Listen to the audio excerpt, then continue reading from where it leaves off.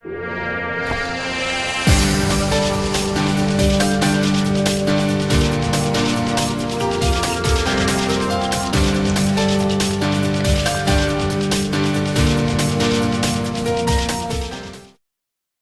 Korea vows to make the U.S. pay dearly as sanctions tighten.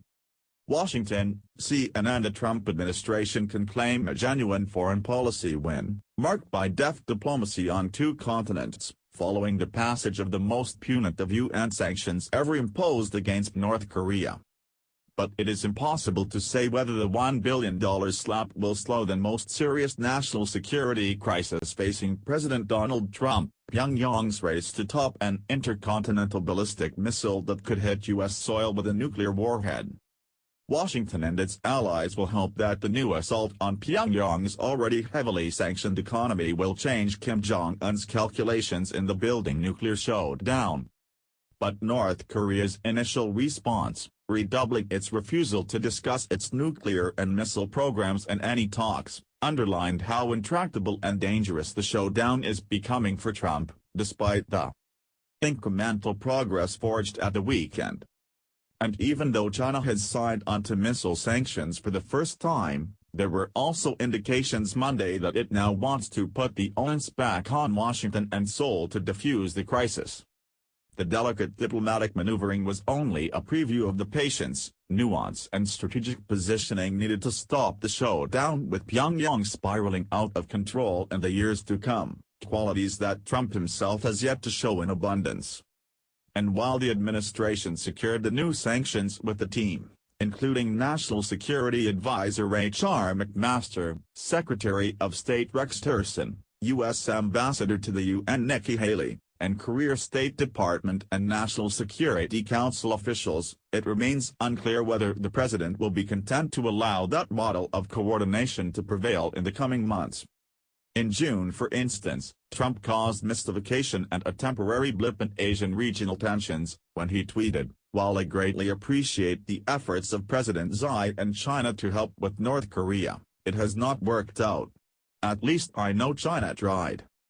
The push for sanctions, while the result of a coordinated administration effort, also followed a period of confusion and mixed diplomatic messages over North Korea policy.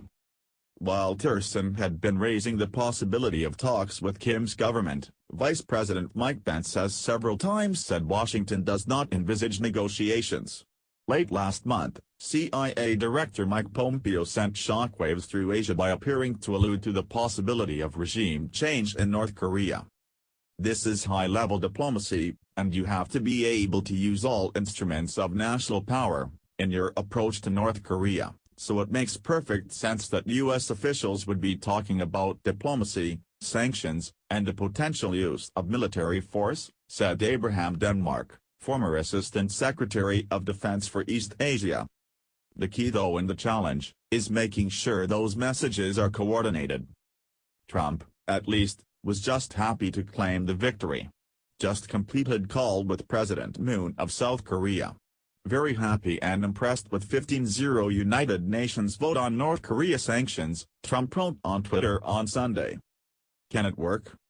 The big question is whether the new restrictions against Pyongyang's exports of iron, coal, seafood, and access to international banks and trade, are fully implemented and actually work more effectively than the multiple rounds of previous sanctions imposed on the Stalinist regime over decades. Tillerson said in Asia that he hoped the tough new approach would cause North Korea to reevaluate its options. "We hope that this again will ultimately result in the North Koreans coming to the conclusion to choose a different pathway, and when the conditions are right that we can sit down and have a dialogue around the future of North Korea." Yet the regime's bitter response to the sanctions underlined the central conundrum of the crisis: North Korea's nuclear and missile programs, the key issue the U.S. wants to broach, are exactly what it will not discuss. "We will, under no circumstances, put the nukes and ballistic rockets on the negotiating table," North Korean Foreign Minister Ri Yong-ho said at an Asian regional summit in Manila. The blast emphasized that for Kim's regime, the possession of nuclear and ballistic programs is a matter of existential survival, rather than a bargaining chip in talks, as it has been sometimes in the past. Unless the new sanctions change that North Korean position, and do it soon, they will have little impact on the wider crisis, since U.S. intelligence estimates that Pyongyang may have the capacity to deliver a nuclear weapon to the U.S. mainland by early next year, at a moment of truth for Trump. Can Trump pressure China? Given that short time frame, it is also unclear whether these or other more punitive sanctions and deeper isolation for Pyongyang could sufficiently force Kim's hand. I don't think they will change the calculus that Kim Jong Un is working under. Gordon Chang, author of Nuclear Showdown, North Korea Takes on the World, said on The Lead with Jake Tapper.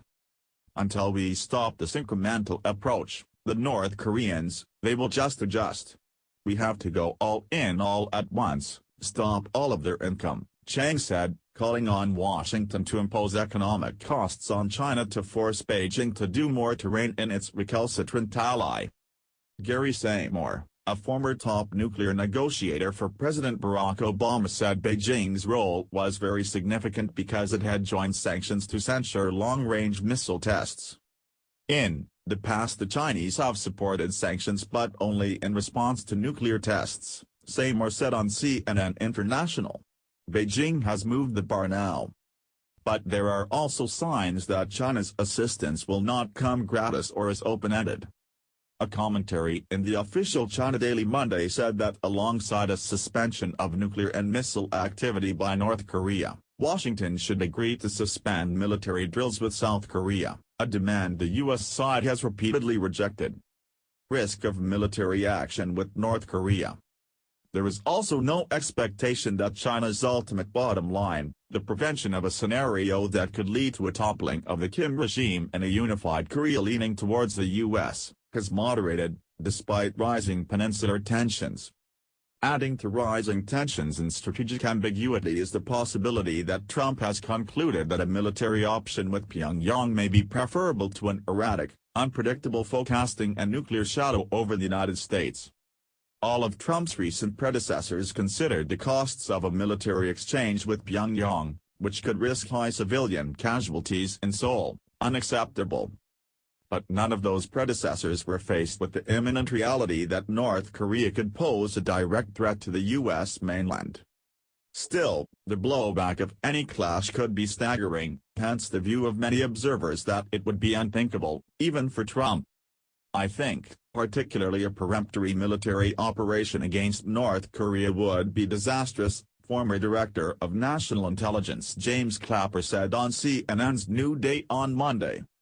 I believe the North Koreans would unleash all that artillery and rocketry they have lined up along the DMZ, and they would, as they have vowed many times, turn Seoul into a, quote, sea of fire,